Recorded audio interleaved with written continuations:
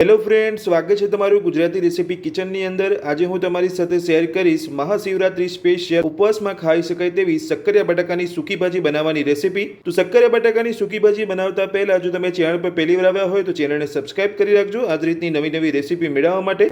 તો શક્કરિયા બટાકાની સૂકી ભાજી બનાવવા માટે તમે આ જોઈ શકો છો, મેં અહીંયા 3 શક્કરિયા લીધા છે અને એક બટાકો લીધો છે।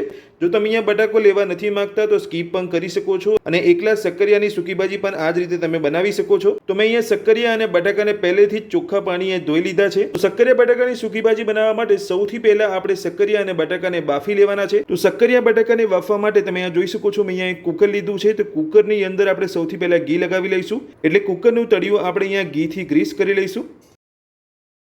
તો આ રીતે તમારે કુકરના તળિયાને ઘીથી ગ્રીસ કરી લેવાનું છે। ત્યાર પછી જ તમારે શક્કરિયા બટાકાને કુકરની અંદર મૂકવાના છે।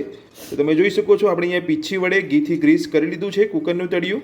તો કુકરને આપણે અહીંયા ઘીથી ગ્રીસ કરી લીધા પછી હવે આપણે જે અહીંયા બટાકા અને શક્કરિયા લીધા છે તેનો સાઈડનો ભાગ આપણે અહીંયા કટ કરી લઈશું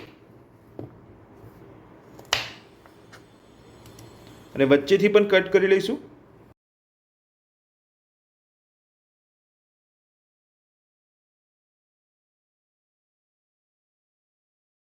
તો આ રીતે શક્કરિયાને કુકરમાં મૂકતા પહેલા તો સાઈડનો ભાગ કટ કરી લેવાનો છે અને તેના બે ભાગ કરી લેવાના છે। તમે જોઈ શકો છો, આપણે ત્રણેય શક્કરિયાના સાઈડનો ભાગ કટ કરી લીધો છે।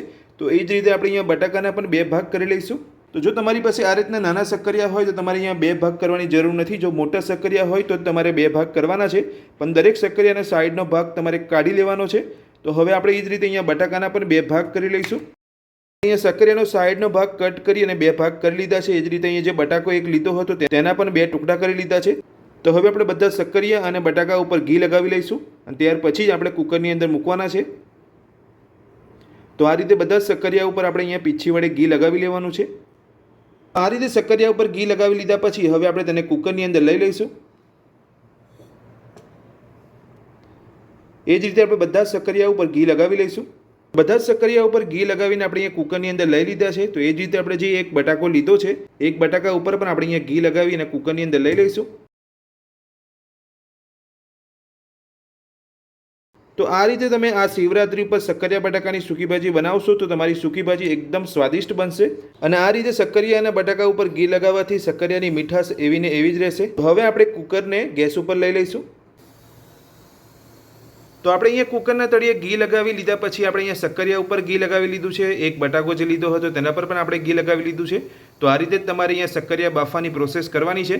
તો હવે આપણે શક્કરિયાને બાફવા માટે એક કોટન લીધો છે, જેને આપણે અહીંયા પાણીવાળો કરી લીધો છે।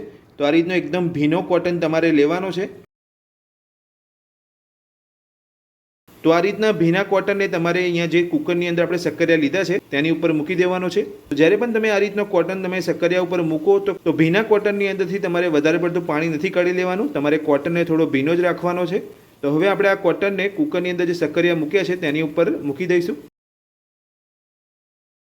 ભીનો કોટન તમારે આ રીતે કુકરની અંદર લઈ લેવાનો છે। તમારા જે શક્કરિયા અંદર હોય અને જે બટાકા હોય આ રીતે કવર થઈ જાય એ રીતે તમારે નેપકિનને લગાવવાનો છે। તો તમે જોઈ શકો છો, એકદમ અહીંયા સરસ આપણા જે શક્કરિયા અને એક બટાકો જે હતો અહીંયા કવર થઈ ગયો છે। તો આ રીતે તમારે કોટન મૂકવાનો છે, ભીનો કોટન। તો હવે આપણે કુકરનું ઢાંકણ બંધ કરી ગેસની મીડિયમ ફ્લેમ પર 15 મિનિટ જેટલું શક્કરિયા અને બટાકાને બફાવા દઈશું। 15 મિનિટ જેટલો સમય થઈ ગયો છે અને આપણા શક્કરિયા અહીંયા બફાઈ ગયા છે અને કુકર પણ આપણું ઠંડુ સરસ અહીંયા થઈ ગયું છે। તો હવે આપણે શક્કરિયાને ચેક કરી લઈશું।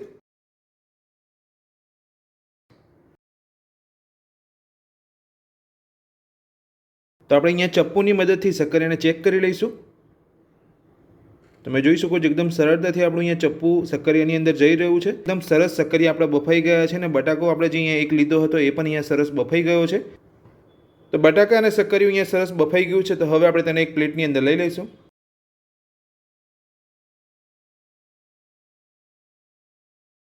તો બાફેલા શક્કરિયા અને બટાકાને આપણે કુકરની અંદરથી એક ડીશની અંદર લઈ લીધા છે। તો હવે આપણે શક્કરિયા ઉપરથી છાલ કાઢી લઈશું। તો તમે જોઈ શકો છો, એકદમ સરળતાથી અહીંયા શક્કરિયાની છાલ નીકળી રહી છે, એટલે આપણે અહીંયા શક્કરિયા એકદમ સરસ રીતે બફાઈ ગયા છે। તો આ રીતે તમારે અહીંયા શક્કરિયા અને બટાકાની ઉપરની છાલ કાઢી લેવાની છે શક્કરિયા અને બટાકાની સૂકી ભાજી બનાવવા માટે। તો આપણે અહીંયા બધા જ શક્કરિયાની છાલ ઉપરની કાઢી લીધી છે। તો હવે આપણે એ જ રીતે બટાકાની ઉપર જે છાલ રહેલી હોય છે એ પણ કાઢી લઈશું।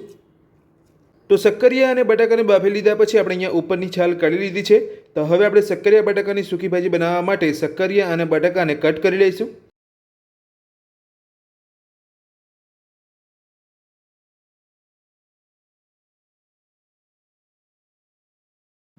તો આ રીતે બધા જ સક્કરિયા અને બટાકાને કટ કરી લઈશું. તો બધા જ સક્કરિયા અને બટાકાને આપણે અહીંયા કટ કરી લીધા છે. તો સક્કરિયા અને બટાકાને કટ કરી લીધા પછી તેની સૂકી ભાજી બનાવવા માટે તમે આ જોઈ શકો છો, મેં ગેસ ઉપર એક પેન મૂક્યું છે. પેનની અંદર સૌથી પહેલા આપણે 3 મોટી ચમચી જેટલું તેલ ઉમેરીશું. તો આપણે અહીંયા પેનની અંદર 3 મોટી ચમચી જેટલું તેલ લઈ લીધું છે. તો હવે આપણે તેલને ગરમ થવા દઈશું. તો પેનની અંદર આપણું તેલ અહીંયા ગરમ થઈ ગયું છે. તો હવે આપણે તેની અંદર 1 ચમચી જેટલું જીરું ઉમેરીશું. સાથે જ 1 ચમચી જેટલા સફેદ તલ ઉમેરીશું. હવે આપણે પેનની અંદર મેં અહીંયા 2 લીલા મરચાંને ઝીણા સમારીને રાખ્યા છે તે ઉમેરી લઈશું. મેં અહીંયા તીખાસ માટે 2 લીલા મરચાં ઝીણા સમારીને લીધા છે. અહીંયા તમે તમારા સ્વાદ પ્રમાણે મરચાંનું પ્રમાણ વધતું ઓછું કરી શકો છો. તો લીલા મરચાં ઉમેરી લીધા પછી હવે આપણે તેની અંદર શેકેલા સિંગદાણાનો ભૂકો ઉમેરીશું. અહીંયા પહેલેથી સિંગદાણાને શેકીને ભૂકો કરીને રાખ્યો હતો. બધું સરસ મિક્સ કરી લઈશું.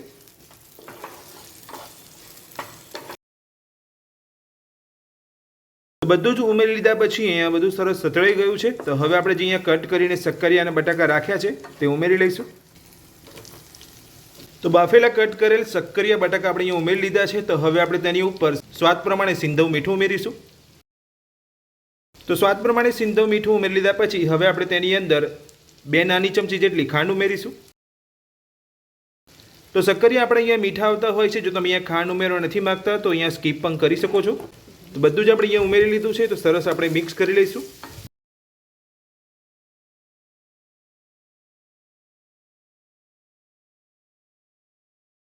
તો બધું જ આપણે અહીંયા સરસ મિક્સ કરી લીધું છે. તો હવે આપણે તેની અંદર અડધા લીંબુનો રસ ઉમેરીશું. સાથે જ ઝીણા સમારેલા લીલા ધાણા ઉમેરીશું.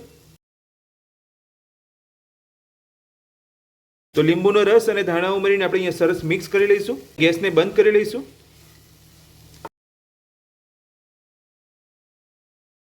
તો મહાશિવરાત્રી સ્પેશિયલ ફરાળી સક્કરિયા અને બટાકાની સૂકી ભાજી આપણી બનીને તૈયાર છે. તો હવે આપણે આ ગરમા ગરમ સૂકી ભાજીને એક પ્લેટમાં સર્વ કરી લઈશું. તો મહાશિવરાત્રી સ્પેશિયલ સક્કરિયા બટાકાની સૂકી ભાજી બનીને આપણી તૈયાર છે. તો આજની રેસીપી તમને મારી કેવી લાગી મને કોમેન્ટ બોક્સની અંદર કોમેન્ટ કરીને જરૂરથી જણાવજો. વિડીયો પસંદ આવ્યો હોય તો વિડીયોને લાઇક કરજો, ચેનલને સબસ્ક્રાઇબ કરી રાખજો આ જ રીતની નવી નવી રેસીપી મેળવવા માટે. Thank you.